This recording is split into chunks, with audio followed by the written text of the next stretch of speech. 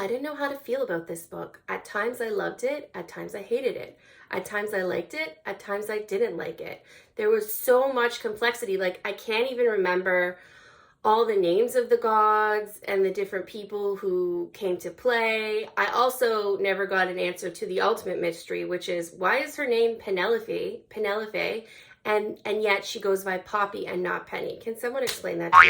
Hello, I'm Ashley, and this is going to be a spoiler-filled review of Jennifer L. Armentrout's third book in the From Blood and Ash series, The Crown of Gilded Bones. Now, first off, I'm not exactly sure if you felt this way too, but I was reading the book, especially towards the end, and I was like, am I reading Game of Gilded Bones here? I'm starting to hear the music.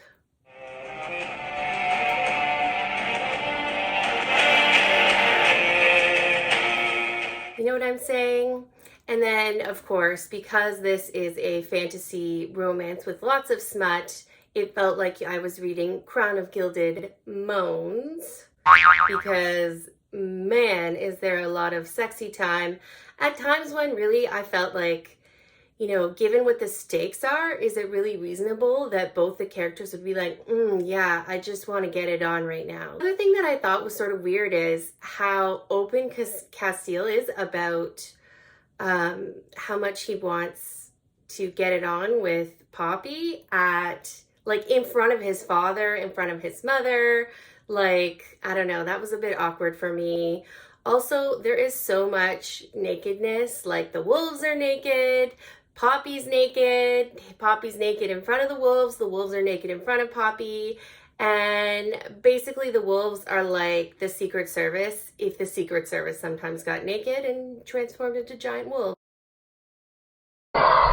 Secret Service, they're bonded. She's overridden all the bonds that existed before. So Kieran and Castile aren't bonded. The joining didn't happen. Wah, wah, wah. I know a lot of people wanted to see that, but they seem to say that there might be a joining because really now Poppy's going to live longer than Kieran and Castile because she's actually a goddess. And therefore, you know, they're going to have to do a joining so that Castile and Kieran can live as long as her. A plus in this book was that I really loved Kieran, and I started to love him even more because of this particular story. I just like his one-liners, but there was a lot of exposition where people are explaining things so much about like the deities and the different like secret clubs that you can be in, and you're like, you know, the different pieces of history that are sort of complete but not really complete. And there was so much exposition, and it didn't unfold naturally.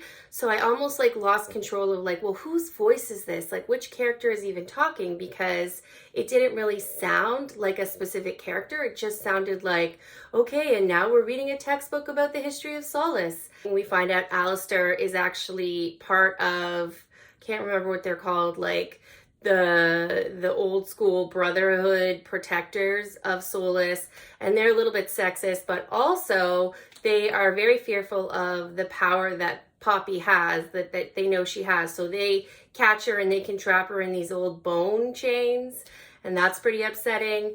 But she gets freed, don't worry. Castile and Kieran and even the dad, they bust in and they free her, and I'm like, okay, that made me feel really happy that at least she got out of that, because I was like, oh my god, are we gonna have to spend the whole book with Castile and Poppy separated, and then they get back together? And I'm like, well, now they're married, they're happy-ish, they're living together, and it was basically like we are on Castile and Poppy's honeymoon with them, only it's like they're so lovey-dovey. It was a little bit like, ooh, for me. When they're arguing about who is more worthy or who is worthy, like, I am not worthy of you. No, I am not worthy of you. No, I am not worthy of you. It's like neither of you are worthy of me spending my time reading about you, because you guys are fictional, okay?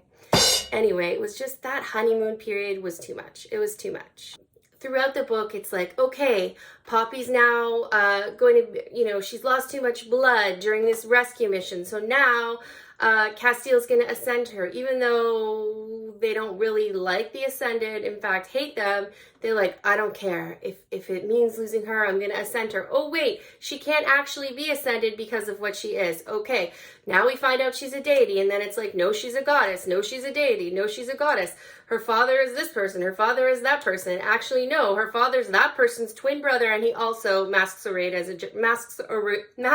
around as a giant jungle cat, which if you notice throughout the book, she keeps talking about how this giant cat thing is what, or cave cat, I can't remember. It was like vaguely large Egyptian-y cat.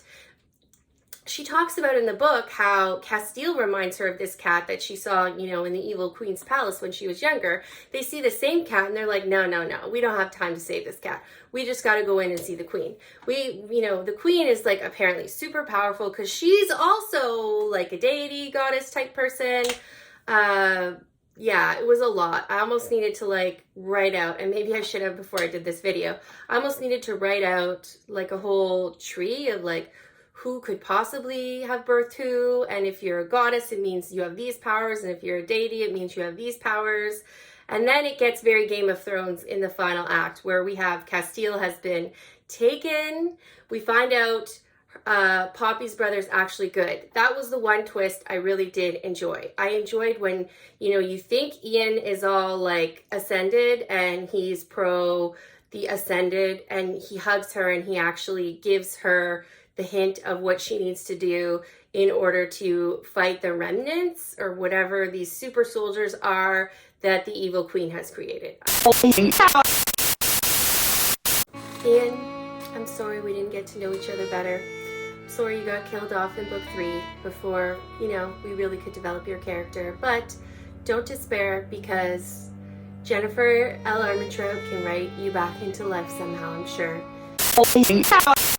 We also find out that Malik seems like he's been manipulated by the queen, and or like has Stockholm syndrome, and or actually wants to be the ruler of everything and be on the side of the ascended. That part's a bit confusing. So it's like Poppy's brother's good, Malik is bad. Apparently he was never even being like used or tortured at all, which was confusing. Yeah, I didn't know how to feel about this book. At times I loved it, at times I hated it. At times I liked it, at times I didn't like it.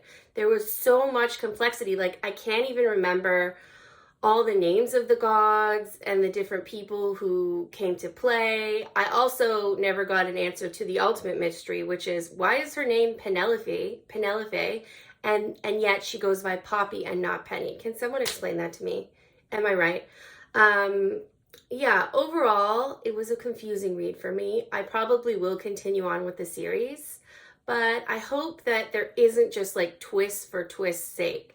Some of the twists were good in the book. Some of the twists I was like, you're just twisting this for no reason. It's like Sunrise Bay from Schitt's Creek. You know what I mean? If you've watched Schitt's Creek, you know what I'm talking about. Especially the part where it's like, no, she's not the daughter of this god. She's actually the god's twin brother's daughter. And I'm like, really? The twin brother thing? And really, he's the cat? I don't know. I knew they were going to do something with that cat. Yeah, I don't know. I kind of didn't like the cliffhanger. Like, I wanted this to be more of a trilogy, I think, deep down. I needed to see the resolution to their story. But why make a trilogy when you can make 6 or 8 books or however many she's going to make in this world? It was so popular. I still stand by the fact that a good book 1 from Blood and Ash was a good book, but I'm not sure about the rest of them. I'm just not sure. Let me know in the comments down below what you thought. Are you conflicted over the book the way I am? Have you decided whether you're going to continue when she publishes more books? Because there's going to be like a spin-off series, all sorts of stuff. Let me know. In the meantime, thank you so much for watching. I hope you enjoyed this spoiler-filled review. It's kind of the first one I did that was like this. I usually don't do spoilers, but for this one, I felt like I wanted to go on a little rant. So take care. See you soon. Bye-bye.